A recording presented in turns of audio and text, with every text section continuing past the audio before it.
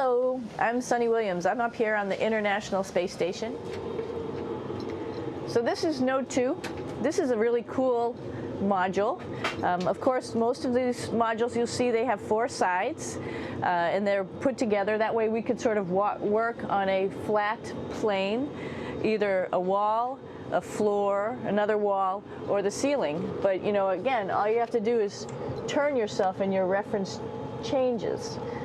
The reason I'm bringing that up is because this is where 4 out of 6 of us sleep. And so people always ask about sleeping in space. Do you lie down? Are you in a bed?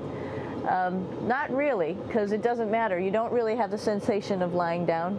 You just sit in your sleeping bag. So here's one sleep station right here. I'm going in right now. You can follow me if you want.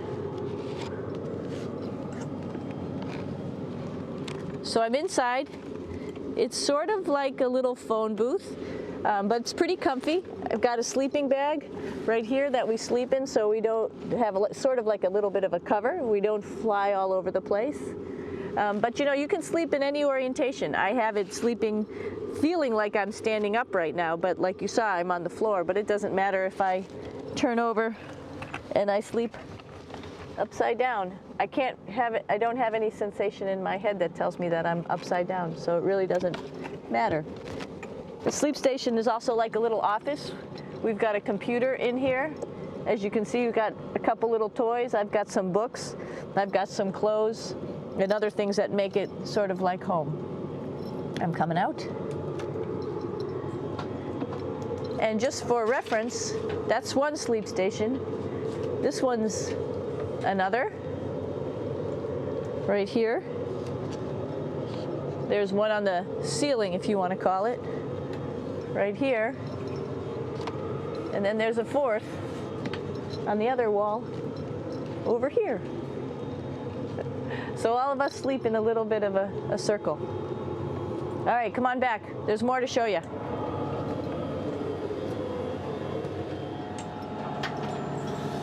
I know that there's some questions about how to use the bathroom and how do you actually live in space like normal, like at home. I mentioned real quickly about getting up in the morning and brushing your teeth and washing your face. Well, how do you do that? Well, here is the bathroom essentially. You get up in the morning and we have a little kit and it has all the essential things that you need, like your toothbrush and toothpaste and brush. See how much better the brush makes my hair look? I'm just joking. It still stands up straight. It doesn't matter where you are. It's always going to stand up straight while you're up in space. A lot of people ask about toothbrush and toothpaste. So, luckily enough, toothpaste, you can do it upside right this way, is sticky, and so it sticks to your toothbrush. No problem. Another cool thing is that water sticks to your toothbrush too. If you can see it, I'll have some water come out. The water is pretty neat up in space. It'll stick to your toothbrush and it will make a big bubble. And that's just by surface tension. And then you can drink it. So a lot of people ask about what do you do with the toothpaste after you brush your teeth.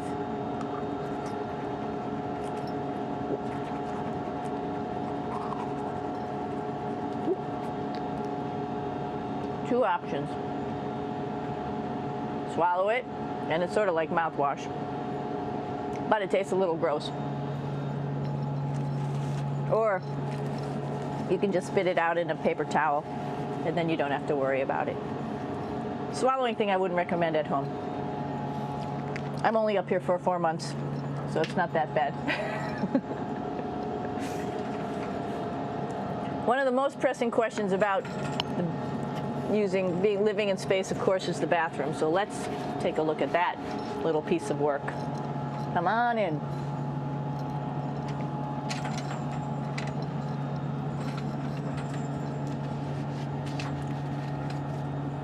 Here we are at the throne. This is awesome. You might see the little You might have noticed the little moon on the outside. This is our orbital outhouse right here.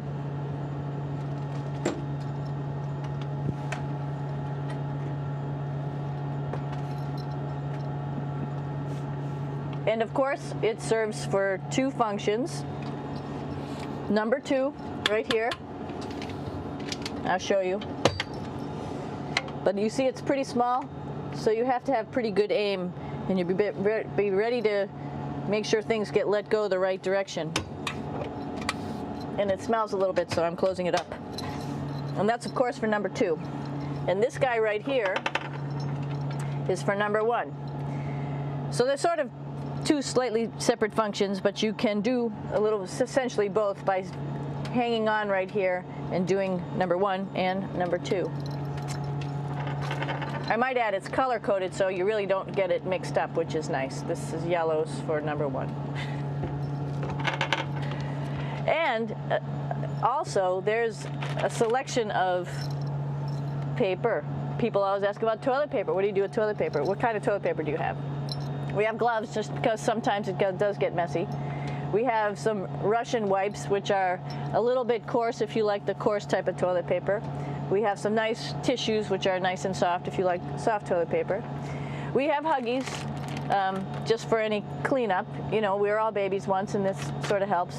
And then if things get really out of control, we have disinfectant wipes, just to make sure we clean up here. Because, you know, just like the water I showed you, the number 1 stuff can sort of go all over the place if you don't aim correctly. And did I mention both of these have a little bit of suction, so they should keep things going in the right direction. But like I said, sometimes things get a little out of control if you are out of control yourself flying around. So we have lots of protective stuff. And of course, you do have your privacy. There's a little door, so other people know that you're in there. Here's a pretty cool place. This is sort of like in your house where everybody meets in the morning. After you wash your face, brush your teeth, you want to find something for breakfast. And this is our kitchen. You might notice there's all sorts of foods here. It's like opening the refrigerator. You got all your different stuff that you want to have: drinks, meats, eggs, vegetables, cereals, bread, snacks. And that's a good place. That's where you find all the candy. Side dishes, and then some little power bars just in case. So we have all this type of food. Some of it is dehydrated, and so we have to hydrate it, fill it up with water. Some of it is all ready made, and then all we have to do is heat it up. So something like this, I'm pulling out barbecued beef brisket. Pretty yummy. Not only is this food made in the US, but we also have food here from Japan. We've got Russian food. As you can see, all these red containers are filled with food that's from Russia. And then we get some of our specialty stuff, some things that we like, some of our favorite stuff that your family can send up. In fact, I like fluffernutters, and so I got sent up some fluff so I could make my fluffernutter with peanut butter. So you have a lot of food up here, no problems.